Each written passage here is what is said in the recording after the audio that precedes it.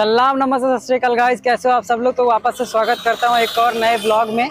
तो गाइस आज मैंने कुछ अलग करने का ट्राई किया हुआ है। मैंने सोचा कि आज आप लोगों को कुछ अलग दिखाया जाए।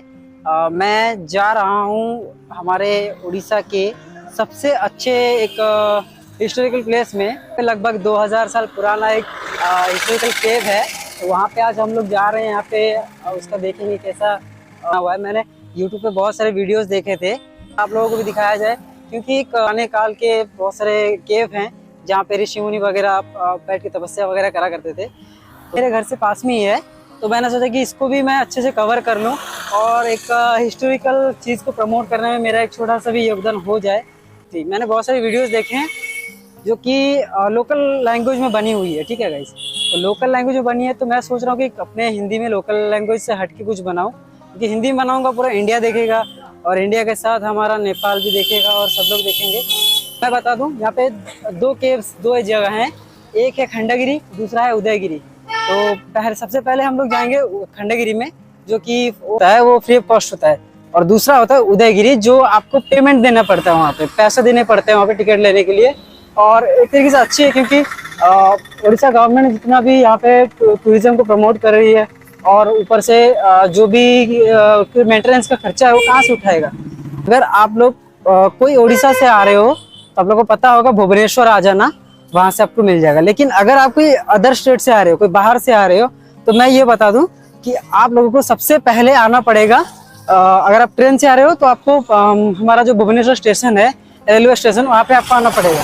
ओके, फिर वहां से आपको पब्लिक ट्रांसपोर्ट मिल जाता है। बस हमारे यहाँ पे एक मो बस चलता है, एमओ बस चलता है।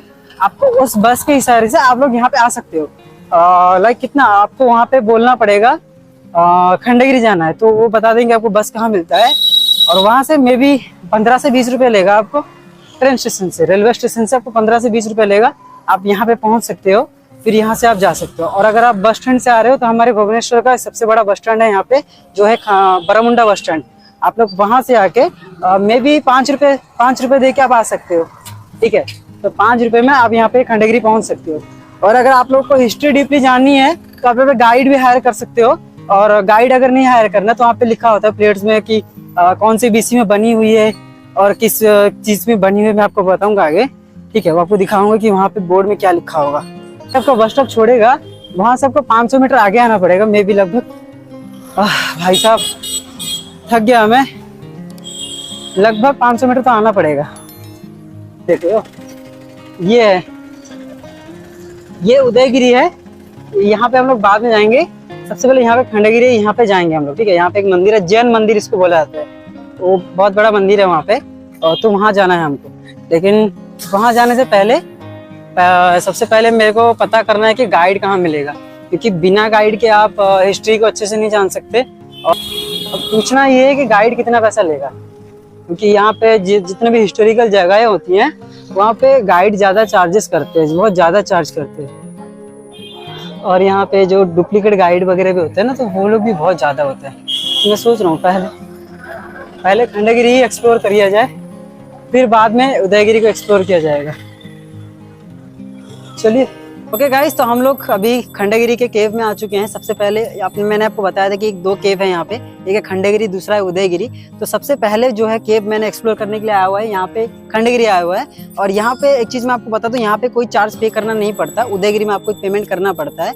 और अगर आपको हिस्ट्री आपको अच्छे से जाननी है, अगर आपको अच्छे से पता करना है हिस्ट्री, यहाँ के कल्चर के बारे में, यहाँ की हिस्ट्री के बारे में, तो आपको इसके लिए आपको गाइड हायर करना पड़ेगा। आप पे डिपेंड करता है, आप नहीं करोगे तो अलग बात है। लेकिन अगर आपको हिस्ट्री सही से जाननी है किसी से, तो यहाँ पे जो गाइड होते हैं वो काफ़ी अच्छे तरीके से उनको हिस्ट्री का नॉलेज होता है, अच्छे से मालूम होता है। तो मैंने जो पे किया है वो 2 साइड के लिए है, 1000 रुपीज़ पे किया हुआ है। मैं यहाँ पे सिर्फ 300 रुपये पे किए थे, जबकि गाइड ने मेरे को मना किया था कम पैसे बोलने के लिए, इसलिए मेरे को 1000 रुपये बोलना पड़ा, क्योंकि गाइड मेरे सामने खड़ा था। तो सबसे पहले मैं अपने गाइड जी को मिलाना चाहूँगा, तो चलिए मैं उनसे मिलाता हूँ आपको। इस तरफ आ जाइए। हाँ जी। हाँ, तो ये हमारे गाइड हैं जी। सर आपका नाम बताइए थोड़ा सा। मेरा नाम कालंदी चरण दास जी, केसी दास शॉर्ट में जी। मैं यहाँ का गाइड हूँ। हाँ जी। और वैसे मेरा 15-20 साल का एक्सपीरियंस है जी।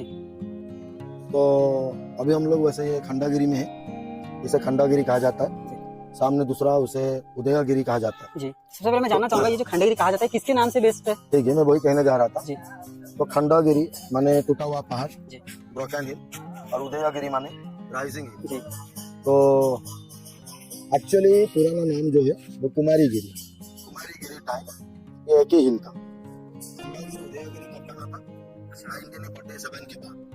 1947 में एएसआई डिपार्टमेंट ने इसे टेक ओवर किया था।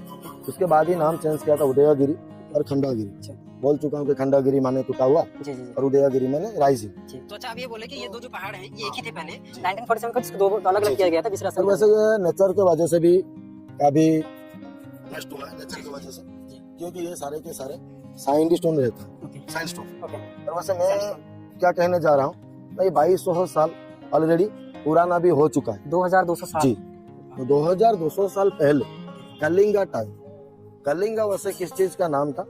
उड़ीसा का ही नाम था, जी। स्टेट का नाम। अगर किसी को पता होगा तो पहले कि उड़ीसा से पहले कलिंगा साम्राज्य होता था। तो कलिंगा टाइम, कलिंगा किंग खारावाला ने यहाँ पे टोटल 752 कैंप बनाए थे, वो भी मेडिटेशन के लिए और दिगंबर जैनियों के लिए, जो लोग नंगे होते हैं। अच्छा, तो ये भी कहा जाता है कि सारे गुफा तो अभी बचा नहीं हुआ है, नष्ट हो गया है, हिस्ट्री कह रहा है।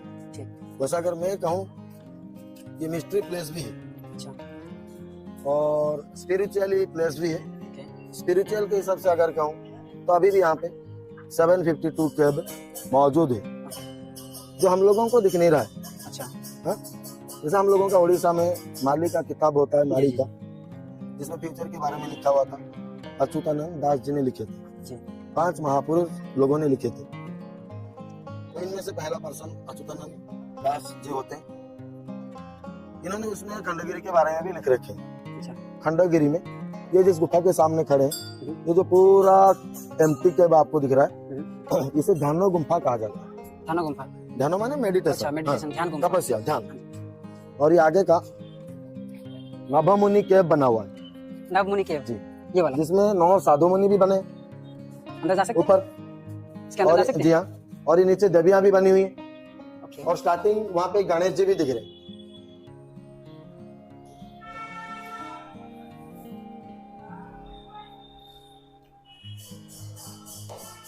ये 2200 साल पुराना बना हुआ है। जी हाँ, भाई साहब 2200 साल पुरानी मूर्तियां आप लोग देख रहे हैं गाइस। ये तो डिपार्टमेंट कह रहा है 2200 साल। अच्छा, जैसा अभी मैंने कहा अच्छा, कि ये रहस्यमय जगह है, उस हिसाब से तो इससे भी आगे का होगा। अच्छा, जो पहले जो भाषा होता था ये कौन सी भाषा ये है? ब्राह्मी लिपि होता था, भाषा पाली होता था। अच्छा, जो आपको उदयगिरी में मिलेगा। ओके, तो जो मेन लिपि रहता है, जो राजा के बारे में लिखा हुआ था, जी, खारावाला के बारे में। ओके, और ये सबसे खास गुफा आगे बना हुआ है, जिसे 12 भुजा गुफा कहा जाता है। 12 भुजा गुफा, 12 भुजा मतलब 12 हाथ होता है। हाँ। तो जिसमें दुर्गा काली बनी हुई है। अच्छा, इसमें दुर्गा जी के 12 हाथ और काली जी के 12 हाथ बने हुए जी, हैं, जिन्हें 12 भुजा दुर्गा 12 भुजा काली कहा जाता है। इनके सामने हनुमान जी बने। वैसे कहा जाता है कि ये तीनों हम लोगों के लिए स्वयं बने, जिन्हें किसने बनाया नहीं। और जैसा मैं कह रहा था कि ये भी कहा जाता है त्रेता युग में यहाँ पे परशुराम जी आए हुए थे। अंदर आ सकते हैं? चलिए गाइस, तो अंदर चलते हैं। अभी मैं आपको सभी रिलीजन की रिस्पेक्ट करना चाहिए, तो और उसके अंदर विष्णु भगवान जी के अवतार मिलेंगे, जी, 24 शासन देवी मिलेंगे। इस साइड में महावीर केव बना है, जिसमें 24 तीर्थंकर मिलते हैं। मुझे बताइए ये जो केव है ये सिंगल मतलब एक ही पत्थर का जी, पूरा एक ही पहाड़ था। और ये मैन मेड केव है, कह रहा हूँ। मैन मेड केव है, मतलब इंसानों ने हाथ से बनाया हुआ है। जी, क्या बात और छेनी और हथौड़ा में से बनाए थे। और मैं कह रहा था कि महावीर केव है, जिसमें 24 तीर्थंकर बने। जी, 24 तीर्थंकर कौन होते हैं? जैन धर्म के होते हैं। जी, इनके भगवान जिन्हें लोग तीर्थंकर बोलते हैं, गुरु मानते हैं। तो इसमें ये भी कंप्लीट आपको मिलेंगे। और दोनों धर्म का यहाँ पे जो मिक्स मिल रहा है। वैसे राजा हिंदू थे। जी, हाँ। उनका नाम खारेवेल था। खारावेल जी। ये अंदर जाते वक्त आपको right hand side Durga left Kali मिलेगी। ठीक आपके सामने विष्णु भगवान जी का अवतार, नीचे गायत्री देवी बनी, जब दिखता है। और यहाँ पे जगन्नाथ जी का भी मूर्ति रखा गया है।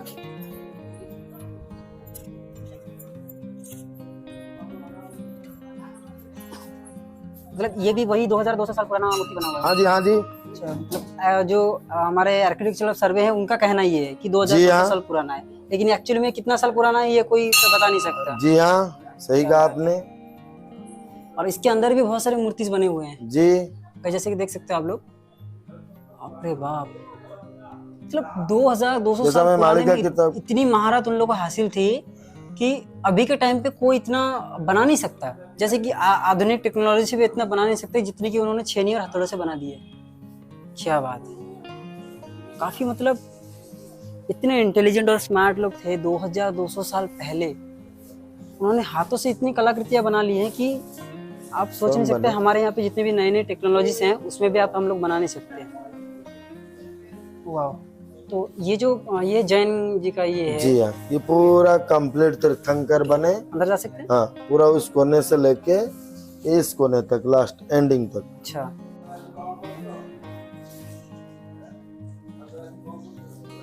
मतलब आप लोग देख सकते हो। और यहाँ पे सेफ्टी के लिए सिक्योरिटी कैमरा भी लगाया गया है, अच्छी बात है। लाइट आ रही है, हाँ। मतलब 2200 साल पुराना सिंगल स्टोन, मतलब एक पहाड़ को काट करके ऐसे बनाया गया है। और उस टाइम पे सीमेंट भी नहीं हुआ करता था जो कि जोड़ दे उसको। देख सकते हो। और ये जैन समाज का जो बोला जाता है सबसे पुराना, दो हमारे हिस्ट्रिकल हैं वो बोलते हैं कि ये 2200 साल पुराना है, लेकिन एक्चुअली में ये कितना साल पुराना है कोई कह नहीं सकता।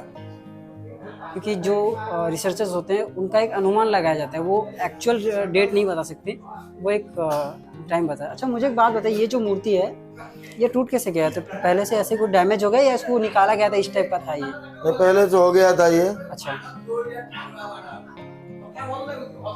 वाह क्या बात है, बहुत बढ़िया।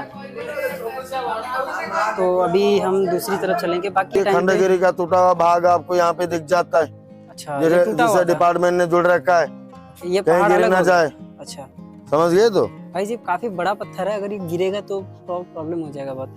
और आप लोग देख सकते हैं 2200 साल पुराना, गाइस ऐसा बहुत कम देखने को मिलता है। और एक केव नंबर 5 है, गुफा नंबर 5। इस गुफा का नाम क्या है? खंडगिरी गुम्फा। ये भी खंडगिरी गुफा इसको जी। बोला जाता है। अच्छा, क्या बात है।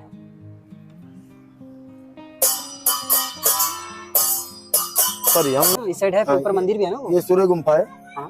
यहाँ पे सूर्य का किरण, पहला किरण इसमें पड़ता है। और टॉप का वो मंदिर बिल्कुल बंद है। मुझे एक बात बताइए, गुफा बची है। यहाँ पे जो पिलर्स लगे हुए तो बाद में लगे होंगे, क्योंकि सपोर्ट अगर गिर जाएगा तो सही कहा, इससे बिल्कुल सही कहा, बाद में लगेगा, डिपार्टमेंट में लगाया हुआ है। अच्छा, बाद में बहुत कुछ काम कर रहा तो है यहाँ पे जो डिपार्टमेंट गुफा होती है, गुफा में खाली बहुत कम है। इस टाइम पे जो लोग होते थे में। देखिए, जी, तो ये अपने आप को देखिए, ये जो लोग उस टाइम होते थे, ये आपको मेरे ख्याल से कष्ट देने के लिए पसंद करते थे। अच्छा, जैसा ये लोग दिन भर में एक ही टाइम खाना खाते थे, एक टाइम खाना खाते थे। एक ही टाइम पानी पीते थे, वो भी बारिश का पानी। ओके, बारिश का पानी स्टोरेज करके यहाँ पे गुफाओं में रखते थे। हाँ, अच्छा, तब जाकर ये लोग ये पानी पीते थे। तो यहाँ पे जो होल है ये क्या है? इसको बंद किया गया है, इसको बंद कर दिया गया। जी, जी, ये हाँ। गुफा था क्या? होगा, ये डिपार्टमेंट जैसे बोला था केव ऑफ मिस्ट्री भी इसको बोला जाता है। जी हाँ, और इसमें बहुत सारा रहस्य दोनों छुपा हुआ है। पहाड़ मिला के यहाँ पे ये 10 किलोमीटर के लिए फैला हुआ है। ओके, 10 समझ रहे हो ना? जैसा मैंने कहा कि अभी भी यहाँ पे मैं कहूँ तो 752 गुफा अभी भी मौजूद है। अच्छा, इसे ततुआ केव कहा जाता है। अथवा केव। और इसमें देखिए कितनी अच्छी तरह से आर्किटेक्ट बना हुआ है। आगे का एंट्रेंस में डोर पे दिख रहा है तो आपको? जी हाँ, ये डोर दिख रहा हूँ मैं हाँ। आपको। ये बहुत अच्छा कलाकारी, जिस तरीके से हाथों से इसको 6 हथौड़े से बनाया गया है। जी हाँ,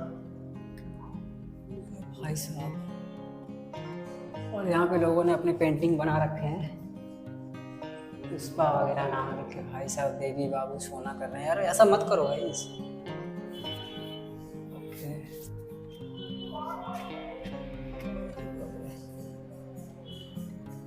अच्छा, इसके अंदर जो ये बने हुए हैं, ये धारी से बने हुए हैं, ये को पानी को हटाने के लिए या फिर ऐसा कुछ दूसरा चीज था? हाँ जी, हाँ जी। ये जो धारियां जो बनाई गई हैं, ये जो धारी बनाई गई है, हाँ, ये ऐसे पानी के लिए, ऊपर पानी भी के मिली लिए। है। अच्छा, पानी के तो एक ही पहाड़ को काट करके छेनी और हथौड़े से, गजब यार, 2200 साल पुराना, क्या बात है। काफी कुछ डिस्ट्रॉय हो गया है, लेकिन फिर भी हमारी उड़ीसा की गवर्नमेंट ने इसको अच्छी तरह से मेंटेन कर रखा है। अच्छी बात है, ये एक अच्छी बात है कि जो हिस्ट्री होती है उसको मेंटेन किया जा रहा है, इसको संभाल के रखा जा रहा है आज भी। क्योंकि अगर ये हिस्ट्री को अगर संभाल के नहीं रखेंगे तो फिर ये आने वाली पीढ़ियों को कैसे पता चलेगा कि यहाँ पे ऐसा होता था, 2200 साल पुराना ऐसा था। और ये हमारा एक कहा जाता है ना, ये गोल्ड है, एक गोल्ड है, इसको गोल्ड बोला जाएगा। क्योंकि अगर ये ना रहे, हमारा इतिहास ना हम लोग जान पाए तो फायदा क्या है जान के आगे जाके। सिर्फ किताबों में रह जाए तो क्या फायदा, इसका कोई मोल नहीं है। तो ये कलिंगा वार से पहले का बना हुआ है। जी जी जी। फिर भी हम लोग यहाँ पे जो वार का कार्विंग दिखाते हैं, हाँ जी। अगर कलिंगा वार से पहले का है तो यहाँ पे कलिंगा वार का कार्विंग कैसे आ गया, तो वहाँ पे कुछ रामायण वगैरह बना हुआ है। ओके। उसमें जो वार का सीन बना हुआ है उसी को लेकर थोड़ा बहुत बता देते हैं, क्योंकि लोगों को भी पता चलना चाहिए कि कलिंगा वार जो हुआ था अशोक जी के अगेंस्ट में, उनके खिलाफ सारे लोग उनकी बात बोल रहे हैं आप? अशोक जी के खिलाफ ओडिशा की तरफ से, कलिंग की तरफ से अच्छा, सारे लोगों ने मिलकर वार किए थे। मतलब जो बच्चों- कलिंगा वार हुआ था, हाँ, बच्चों उसका से- मेन मोटिव अशोक जी के अगेंस्ट में ये लोग लड़ाई किए थे, कलिंग का साम्राज्य लड़ा था। हाँ, मतलब मैं कहना चाहता हूँ बच्चों से लेकर बूढ़े तक थे शामिल उसमें, अरे लेडीज से लेकर जेंट्स तक अरे सब लोग शामिल थे। क्या बात। और अशोक जी में तो हमारे इसी स्टेट से ही उनमें चेंजेस आया था, जी ओडिशा से ही आया था। जी। अच्छा, वो जो कलिंगा कैसा वार आया था, था कहूँगा, मुझे एक बात तो बताइए, कैसा आया था ना? ये जो कलिंगा वार था, जो इनके साथ में लड़ा गया था, कलिंगा और अशोक जी के अगेंस्ट में लड़ा गया था, ये बार जीता था किसने? कलिंगा ने जीता था या फिर अशोक जी ने जीता था? और कंप्लीट हुआ कहाँ था? अच्छा, वार मतलब खत्म ही नहीं हुआ। इनमें तो यहाँ से ही चेंजेस आ गया था ना, जी जी वैसे चेंजेस आ गया था जी ना। मेरे ख्याल से वहाँ पे जो नदी अभी गुजर रहा है, जी। जिसे दया कहा जाता है, काउंटर तो बंद हो गया। हाँ, अभी इनके सामने ये बंद कर दो। अच्छा ठीक है गाइस, तो अभी मैं थोड़ा सा बंद कर रहा हूँ, काउंटर बंद हो गया तो उसके बाद हम लोग करेंगे।